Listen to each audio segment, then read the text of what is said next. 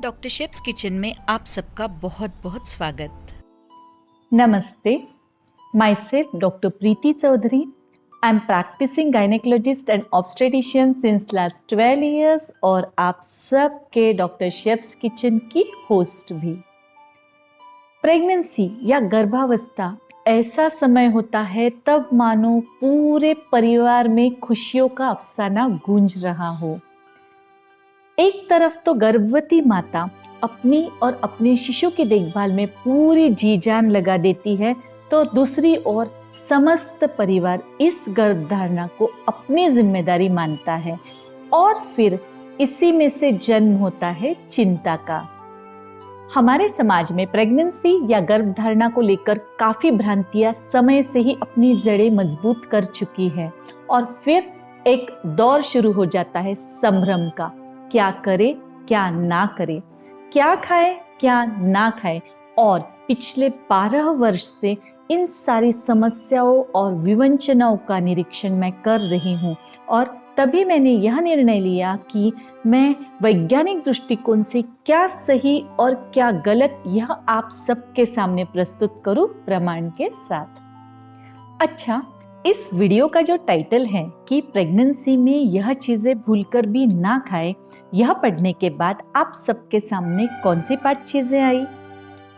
जब मैंने pregnant patients में इस चीज का सर्वे किया तो मुझे जवाब मिले पपया या पपीता, पाइनएप्पल या अनानास, जैक फ्रूट या फणस, केला या बनाना या फिर कैश्यूज या काजू। तो क्या यह खुशखबरी मैं आप सबके साथ शेयर करूं कि यह 5 चीजें आप प्रेगनेंसी में बिल्कुल खा सकते हैं। जी हाँ, यह 5 चीजें आप प्रेगनेंसी में बिल्कुल खा सकते हैं। यह आपके बच्चे को कोई नुकसान नहीं करेगी। इनफैक्ट इसका सेवन आपकी शिशु के लिए और आपके लिए फायदेमंद ही रहेगा।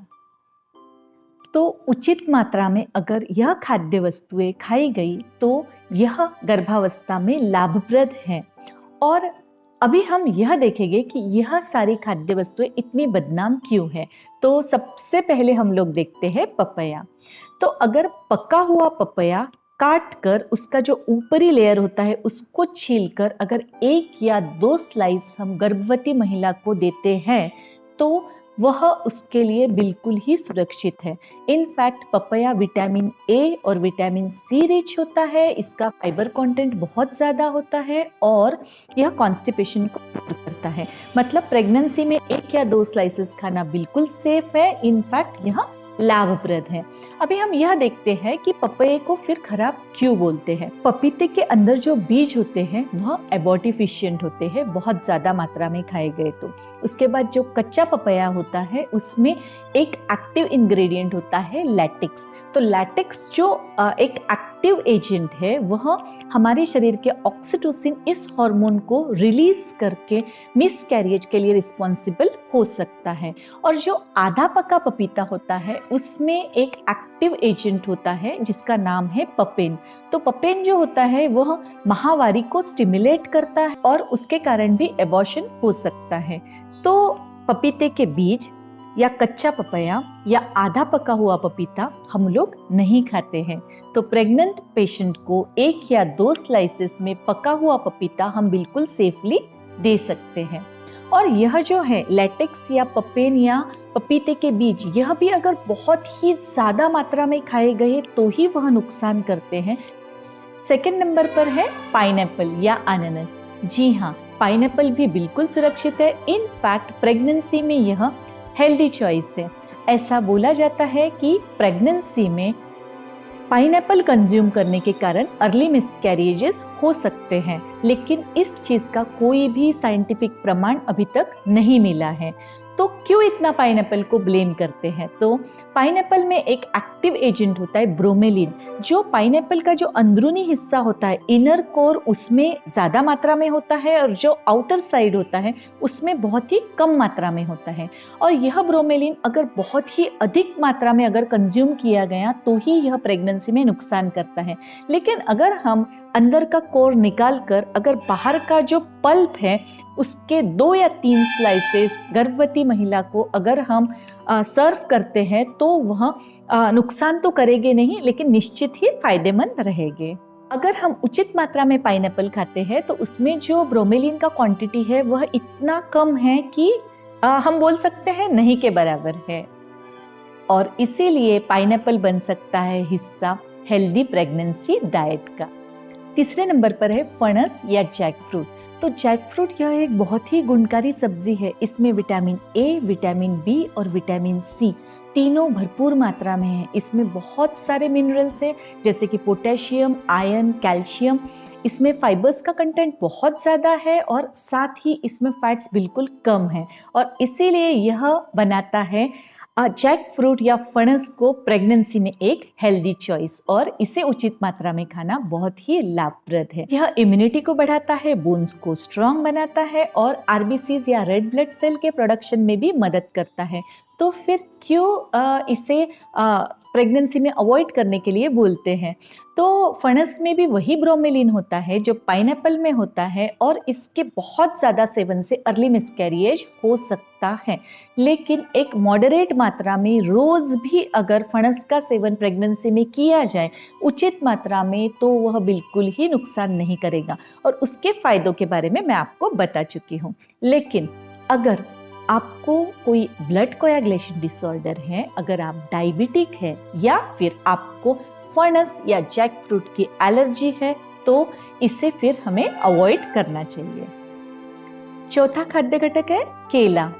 जी हाँ, एक उचित मात्रा में आप केला या बनाना खा सकते हैं, और बनाना भी बन सकता है आपके हेल्दी प्रेगनेंसी डाइट का हिस्सा, क्योंकि बनाना विटामिन बी और विटामिन सी से भरपूर होता है। साथ ही इसमें बहुत सारे फाइबर्स होते हैं और ओमेगा 3 और ओमेगा 6 फैटी एसिड्स भी। इससे माता को फायदे यह होते हैं कि उसका पहले 3 माह का नौशिया और वोमिटिंग बहुत कम होता है। उसके बाद बहुत सारा फाइबर होने के कारण कॉन्स्टिपेशन भी रिलीव होता है। बेबी में यह फायदा है कि बेबी में बर्थ डिफेक्ट्स काफ़ी कम हो जाते हैं और बेबी का ब्रेन डेवलपमेंट बहुत अच्छे से होता है। अगर आप डायबिटिक है, आपको केले की एलर्जी है, या फिर आपको केला खाने के बाद सर्दी या खांसी हो जाती है, तो आपने केले को अवॉइड करना चाहिए। केले में एक एक्टिव इंग्रेडिएंट होता है चिटिनेज। तो यह जो चिटिनेज है यह रिस्पॉन्सिबल होता है लैटेक्स फ्रूट सिंड्रोम के लिए, और अगर आप एलर्जिक हैं तो यह डेंजरस हो सकता है। यही जो चिटिनेज है यह आपको कीवीज और एवोकाडोज में भी मिलेगा। लेकिन अगर आप चिटिनेज को एलर्जिक नहीं हैं तो आप बिल्कुल ही सेफली प्रेगनेंसी में रोज 1 या 2 केले बिल्कुल खा सकते हैं। पांचवा एक खाद्य घटक है कैश्यूज या काजू। जी हाँ, कैश्यूज हम प्रेगनेंसी में बिल्कुल ही सेफली खा सकते हैं। इसमें अच्छे अमीनो एसिड्स होते हैं, विटामिन के होता है, और आयरन, कैल्शियम और कॉपर भी होता है। यह बेबी के कार्डियोवैस्कुलर सिस्टम के विकास में भी मदद करता है और ब्रेन के विकास में भी मदद करता है, और साथ ही यह माता के लिए भी शक्तिवर्धक होता है।